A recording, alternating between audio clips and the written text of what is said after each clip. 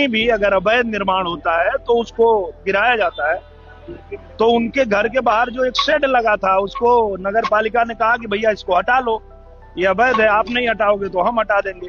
उसको भी ये मुद्दा बना लिए। एनडीए के सारे नेताओं को मैं 4 दिन के अंदर पागल घोषित कर दूंगा। इनका भाषा नहीं देख रहे हैं। बिहार चुनाव के बीच आरजेडी उम्मीदवार और भोजपुरी सुपरस्टार एंड लोक गायिका खेसारी लाल यादव को इस चुनाव के बीच उनको सपने के महल उनके बंगले पर बुलडोजर एक्शन की तैयारी की जा रही है। ये सूचना जैसे ही खेसारी लाल यादव को मिली वे चौंक गए और महाराष्ट्र की मीरा भाईंदर नगर निगम ने उनके मीरा रोड स्थित बंगले पर अवैध निर्माण के संबंध में नोटिस जारी किया।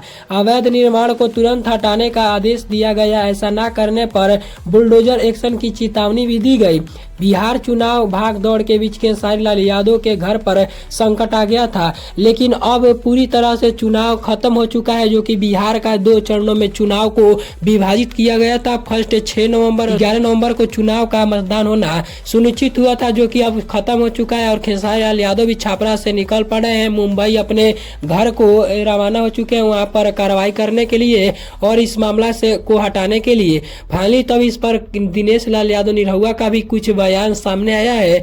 जब से बताया जा रहा है खेसारी लाल यादव आरजेडी ज्वाइन किए हैं, तब से भोजपुरी के कुछ सुपरस्टार बीजेपी सांसद के रूप में बने हैं और तब से खेसारी लाल यादव पर लगातार कुछ बड़े बयान उनका सामने आ रहा है।